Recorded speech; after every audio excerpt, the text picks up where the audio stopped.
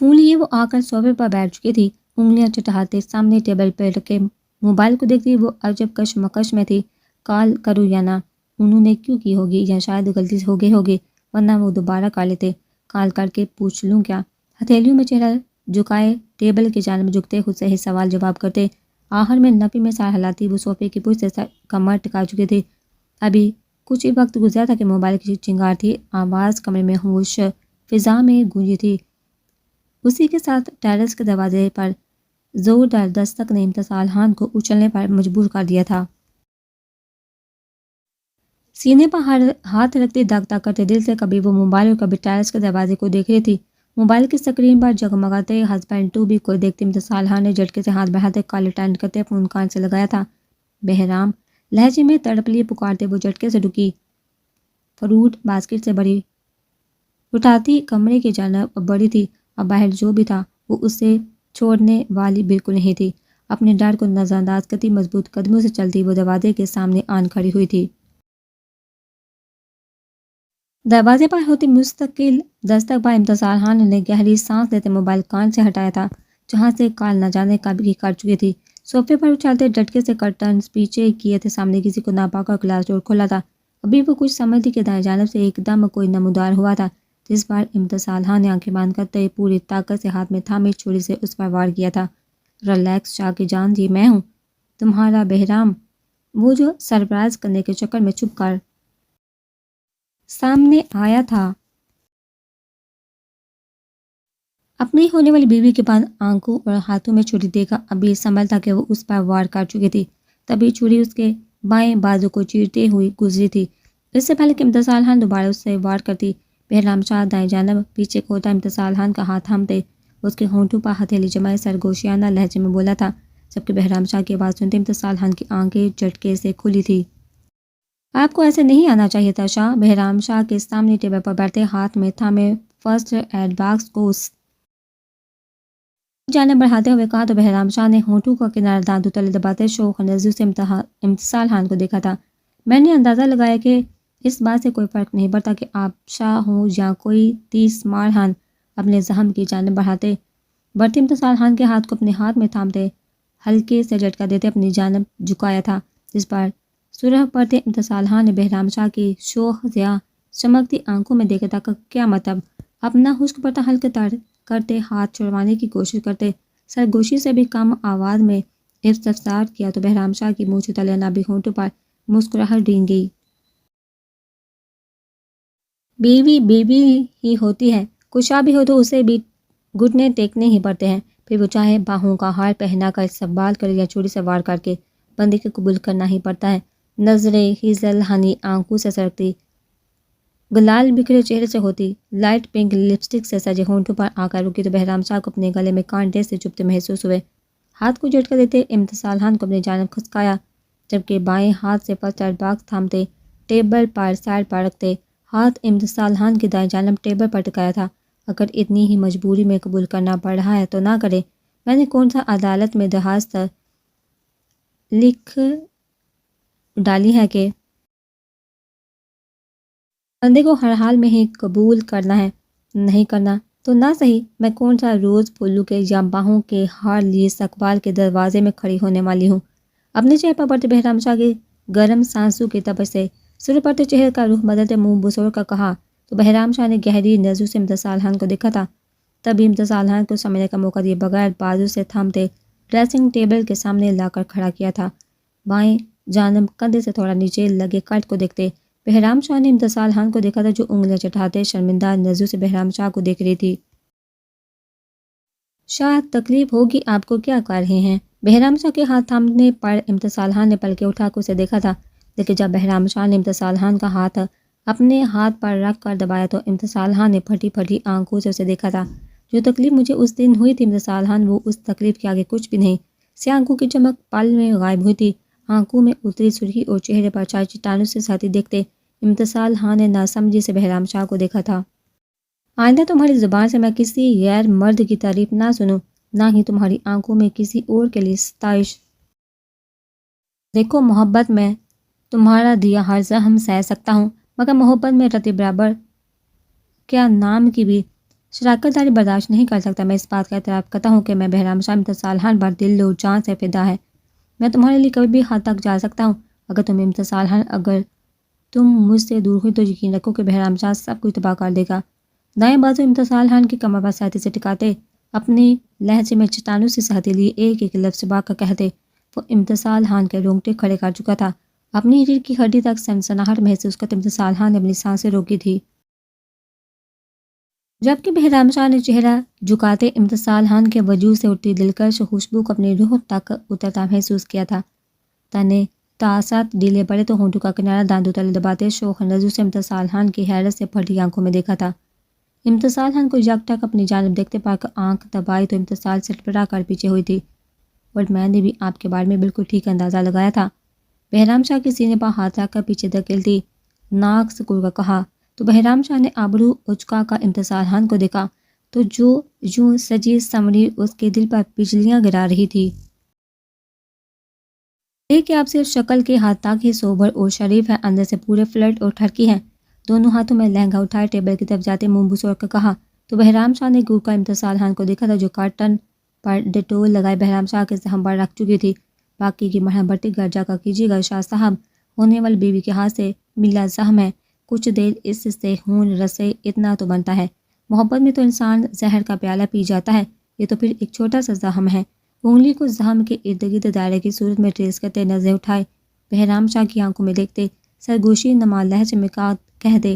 آنکھ دبا کر ہلکا سا زخم دبایا تو بہرام شاہ نے بغور امتصال خان کے چہرے کو دیکھا تھا جہاں کچھ دیر پہلے زخم پر ہاتھ رکھتے وقت تکلیف کے تاثرات اس وقت کہیں بھی نہیں تھے. ہونٹوں کا کنارہ دانتوں تلے دبائے گردھتے چکرتے بازو کو دیکھا تھا جہاں سے خون رسنا پھر سے شروع ہو چکا تھا. زہر کے پیالے کا بھی سوچ لیں گے، لیکن کل یہ شاہ محبت کا جام پینے کا ارادہ رکھتا ہے، بس اس کی تیاری کر لیجئے گا. امتصال خان کو سمجھنے کا موقع دیے بغیر انگوٹھے کو امتصال خان کے ہونٹوں پر پھیرتے سرخی بکیر کا معنی لہجے میں کہا. تو امتصال خان کان کے لو تک سرہ پڑتی چٹکے سے پیچھے ہوئی تھی، جسے دیکھتے بہرام شاہ نے بمشکل اپنا کہکا ضبط کیا تھا اور پھر ایک گہری نگاہ امتصال خان کے سراپے پر ڈالتا وہاں سے نکلتا چلا گیا تھا. جبکہ امتصال خان نے آگے بڑھتے ٹیرس کا دروازہ بند کیا تھا. ماشاءاللہ ہماری پلوچہ تو چاند کا ٹکڑا لگ رہی ہے.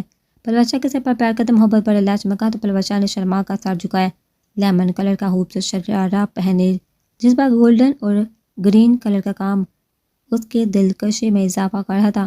سر پر گرین کامدار باری دوپٹہ سجائے، ہاتھوں میں بڑھ بڑھ کر مہندی لگائے، پٹھانی نقوش والے گلابی چہرے پر لائٹ میک اپ کیے، ہمار پلکوں کی اوٹ میں گہری نیلی آنکھوں کو چھپائے، ہونٹوں کا کنارہ دانتوں تلے دباتے شہزادیوں سا حسن یہ نظر لگ جانے کی حد تک خوبصورت لگ رہی تھی. سمرین بیگم نے بغور پلوچہ خان کے معصوم چاند سے روشن چہرے کو دیکھا تھا. وہ معصوم تھی اور مختلف بھی، ان سب سے مختلف. اس میں حسن کے علاوہ بھی ضرور ایسا کچھ تھا کہ نظر اس کے چہرے سے ہٹنے سے انکاری ہو جاتی. اس کی سمندری سی گہری نیلی آنکھیں یا کچھ اور، کچھ تو تھا جو راز تھا، کچھ تو تھا جو سامنے آنا ضروری تھا. اس کا چہرہ معصومیت لیے ہوئے تھا، مگر اس کی کہ کچھ اور ہی کہہ رہی تھی، کچھ ایسا کہ جو وہ نہیں سمجھ پا رہی تھی. حلیمہ خود نہیں آئی اپنی اکلوتی بہو کے لیے مہندی لے کر. مقدس بیگم کی آواز پر سمرین بیگم نے چونکا انہیں دیکھا تھا جو ان کے پاس سے گزرتی آگے بڑھ کر پلوچہ کے سر پر پیار کر رہی تھی. آنا تھا لیکن خان حویلی کی بہو مہمان بن کر گئی تھی. وہ ان کی مہمان نوازی میں مصروف تھی اور پلوچہ صرف حلیمہ کی ہی بہو نہیں میری بھی ہے، شاہ حویلی کی بہو ہے. حلیمہ آئی یا میں ایک ہی بات ہے. سمرینہ بیگم نرم لہجے میں گویا ہوئی تو مقدس بیگم نے ہنکارا بڑھا تھا. جبکہ مبین بیگم نے کمرے میں داخل ہوتے سلام کیا تو سمرین بیگم نے آگے بڑھ کر انہیں گلے سے لگایا، جس پر وہ بذب خود ہی گلے لگا. پلوچہ کی جانب بڑھی تھی. کشف ہماری دوسری بیٹی کو تو بلواؤ، میں اسے بھی دیکھ لوں کہ میری بہرام کی دلہن کیسی لگ رہی ہے. سارا وقت تو مہمانوں کو ملنے میں لگ گیا، اب رسم تک رکنا میرے لیے بہت مشکل ہے، اس لیے امتصال کو لے آؤ تاکہ اسے دے کر پھر ہم نکلے. وہاں بھی سب انتظار کر رہے ہوں گے. سمرین بیگم صوفے پر بیٹھی کشف بیگم سے مخاطب ہوئی تو انہوں نے دروازے کی جانب دیکھا تھا. بس لڑکیوں کو بھی چاہے آ ہی رہی ہوگی. کشف بیگم کے مسکرا کر جواب دینے پر مقدس بیگم نے کینہ توز نظر سے انہیں دیکھا تھا اور پھر ایک نظر پر بچہ پار ڈال دے کمرے سے نکل چلی گئی تھی، جسے کشف بیگم کے سمرین بیگم نے بھی مکمل نظر انداز کیا تھا۔ شام ہر سپنے پر پھیلائے ہوئے تھی، ڈوبتے سورج کی سرخی اندھیرے میں ڈھلکتے آسمان پر بکھری ہوئی تھی۔ سرسبز پہاڑ کے درمیان سے بہتے نیلے پانی کا شور برپا کرتا، پانی کا بہاؤ چٹانوں سے ٹکراتا آگے بڑھتا جا رہا تھا۔ تبھی ان پہاڑوں شور برپا کرتے پانی کے بہاؤ میں کسی کی دلکش ہنسی گونجی تھی۔ تبھی بلیک پینٹ کے ساتھ سفید خون آلودہ شرٹ پہنے دیوانہ وار بھاگتے وہ اس ہنسی کی آواز پر رکا تھا۔ جانا کرب زدہ آواز میں وہ داڑا تھا کہ وہ گونجتی دلکش ہنسی تھم گئی تھی، ہر طرف خاموشی چھا گئی تھی۔ تبھی تیز ہواؤں کے سرسرانے کی آواز، پانی کے تیز بہاؤ کی آواز مزید تیز ہوئی تھی۔ اپنے خون آلودہ ہاتھوں کو نم ہاتھوں سے دیکھتے وہ پھر آگے کی سمت بڑھا تھا۔ تمہیں پتہ ہے بلاج، لا علاج مرض کون سا ہے؟ کانوں میں سرسراتی ہوئی آواز گونجی تو اس کے قدم جیسے زمین نے جگڑے تھے، خشک گلے میں جیسے کانٹے سے چبھتے محسوس ہوئے تھے۔ گہری رات سی سیاہ آنکھیں شروع ہوئی تھی، انابی ہونٹ کپکپا کر سہتی سے بے بس ہوئے تھے۔ لا حاصل کی چاہ پھر سے سرگوشی گونجی تھی اور فضا میں گونجتی وہ دلکشی ہنسی لمحہ بہ لمحہ دور ہوتی جا رہی تھی۔ بلاج نفی مثال ہلاتے جھٹکے سے بیٹھا، دیوانہ وار اس کی جانب بڑھا تھا۔ تم نے مجھ سے سب چھین لیا بلاج، میں کبھی معاف نہیں کروں گی۔ حوریہ شاہ کی سسکتی آواز پر وہ جھٹکے سے رکا تھا، پورا جسم پسینے سے شرابور ہوا تھا۔ آنکھوں میں بے یقین لیے اس نے پلٹ کر حوریہ شاہ کو دیکھا تھا، جو گھٹنوں کے بل زمین پر بیٹھی انگلی سے لکیریں کھینتی بے آواز رو رہی تھی۔ قدم بری طرح سے ڈگمگائے تھے، وہ لڑکھڑا کر چند قدم پیچھے ہوا تھا۔ نظریں حوریہ کے جھکے سر سے ہوتی بے یقین چینی سے اطراف میں گھومتی اس آواز کو ڈھونڈ رہی تھی۔ ابھی وہ قدم حوریہ کی جانب بڑھاتا کہ اس کا وجود ہوا میں تحلیل ہوتا گم ہو گیا۔ جسے دیکھتے بلاج شاہ نے اپنے بال مٹھیوں میں جگڑے تھے۔